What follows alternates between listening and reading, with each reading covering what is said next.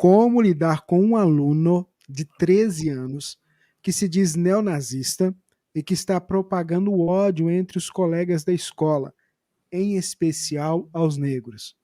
Esse aluno se mostra frio, calculista. Como posso ajudar? Olha, Bom, é muito importante chamar os pais para conversar. exatamente, essa era a Nossa, primeira coisa que eu ia falar. Tem é 13 um anos, né? mas é os sinais de psicopatia que ele está apresentando, né. Sim. Então, Não, pode falar. Eu só queria lembrar uma coisa, ele tem 13, ele não tem 12. A partir dos 13, você já é imputável. Se ele tivesse 12, ele era inimputável pela legislação. Com 13, ele já responde criminalmente pelo que ele faz. Ele já é adolescente infrator. Então, já dá para, se for o caso, já é possível enquadrá-lo do ponto de vista do Estatuto da Criança e do Adolescente.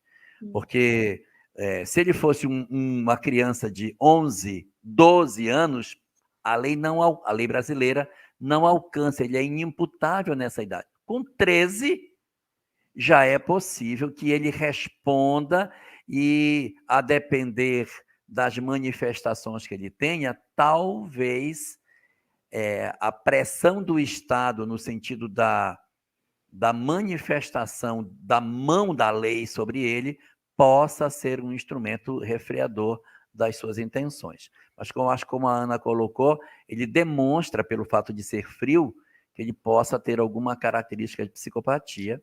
Olha só que interessante, porque a gente está falando aqui, a pessoa está colocando aqui no chat para a gente agora ao vivo conosco, dizendo assim, os pais não sabiam, a PM foi chamada e orientou a diretoria a não fazer um BO.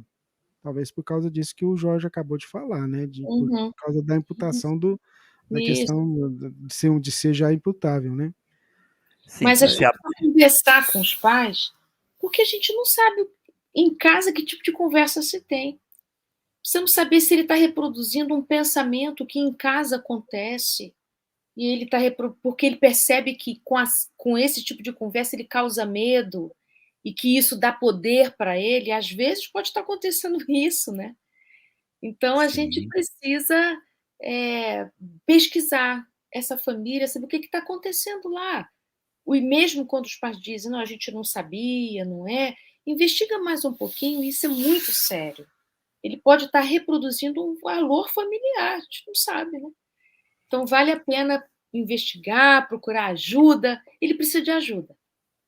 E existe o seguinte, tem que agir depressa, porque grupos vão cooptá-lo.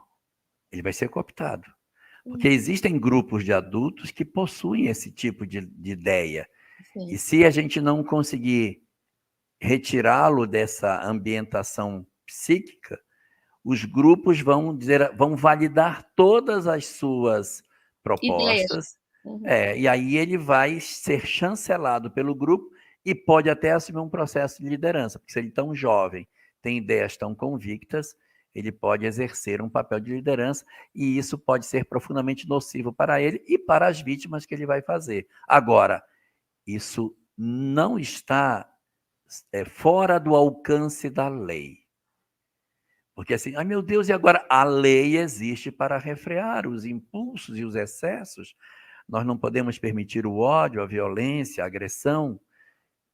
Então é fundamental que eu acho que eu se pudesse dar uma sugestão, faria. Número 1, conversa com os pais, para saber até que ponto os pais são elementos dinamizadores dessa ideia ou não. Porque pode ser que os pais sejam, pode ser que não sejam, pode ser que ele veio buscar essas ideias em outros lugares, de outras existências, ou ele foi absorvido por determinados filmes ou livros que leu, amigos que trouxeram essa ideia e ele, acionando determinados mecanismos do passado, muito provavelmente ele tem uma história nesse sentido, que é muito jovem para ter convicções dessa natureza, e ele então precisa ser atendido assim. Trabalha a família para ver aonde que a família se insere nesse cenário. E um segundo momento é articular com um terapeuta que possa fazer um diagnóstico dele. Ele precisa de um diagnóstico, o garoto precisa ser atendido na questão do diagnóstico dele. E a escola precisa se preparar para isso. Porque, muito provavelmente, ele não vai alterar o comportamento dele. Adolescente, com esse perfil, dificilmente vai dizer, não, tá bom, não vou falar mais. Eles têm muita dificuldade de ter freios, muita dificuldade de dizer, não, isso aí que tá certo, eu vou segurar, quando eu tiver 18 eu vou. Não faz. Ele não tem, falta alguns filtros, alguns tipos de freios do ego que o adolescente nem sempre possui. Então, a escola precisa, sim, se preparar para isso, porque pode acontecer algum problema por lá e as pessoas precisam estar atentas com relação a essa questão. Entidades obsessivas também adoram potencializar esse tipo de sentimento. Isso também precisa ser observado. Não sei se a família é espírita ou não. Certamente não, porque essa conversa vem da escola. O menino talvez não tenha nenhuma formação, ou a família, nesse sentido. Então, vai dar para ajudar pouco nessa esfera espiritual. Mas o terapeuta é fundamental, a família é fundamental, e é importante uma conversa com ele para dizer, cara, você pisou na idade aonde o que você fizer, você vai ser enquadrado. Leva ele para fazer uma visita no centro de recuperação de adolescentes. Você quer vir para cá? Você tem um futuro brilhante, você quer vir para cá, você está vendo que o que você propõe não faz sentido? E mostra para ele que tem menino de 14, de 13, de 15 que estão lá dentro.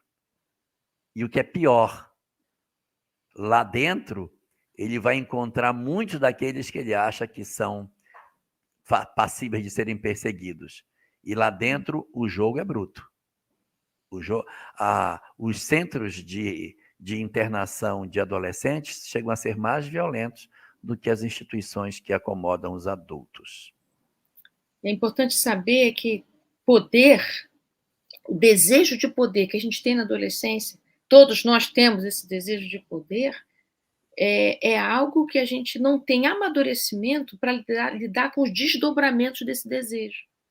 Então, às vezes, na adolescência, que tem muito bullying, né?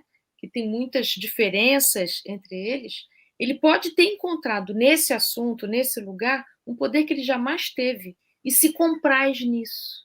Então, ele precisa de ajuda, muita. E se todo esse comportamento for um processo reativo a um bullying que ele sofreu? E se for? Pois é. Ele sofre um bullying de um determinado grupo social e aí ele diz, quem odeia esse grupo social? São esses. Então, eu sou desses que eu quero perseguir aqueles que me perseguiam. E aí você está tendo um processo reativo a um processo de bullying anterior. Exatamente. Muito bem. Tem que investigar. E a gente precisa parar e pensar, até como educadora, que, neste caso, a escola, né, que tem um papel de proteção e educação daquelas crianças que estão ali, se ela não agir, ela é punida. Sim, né? Ela é cúmplice. Ela é cúmplice daquela situação. Assim como outras situações que chegam, né, para a professora, para a escola, se você não reagir, você se torna cúmplice daquela situação, porque outras crianças estão correndo risco dentro da instituição e estão sob a sua responsabilidade. Ainda bem que a escola já se manifestou, já acionou a polícia, já tem um registro oral, porque o cara, se não registra, não vai abrir uma ficha para ele. A Adela Moraes, de Curitiba, que trabalhou e se aposentou nas unidades de atendimento a internos adolescentes, está dizendo aqui, que nos centros de internação de adolescente, a rotina dos internos é absurdamente sofrida. Absurdamente sofrida.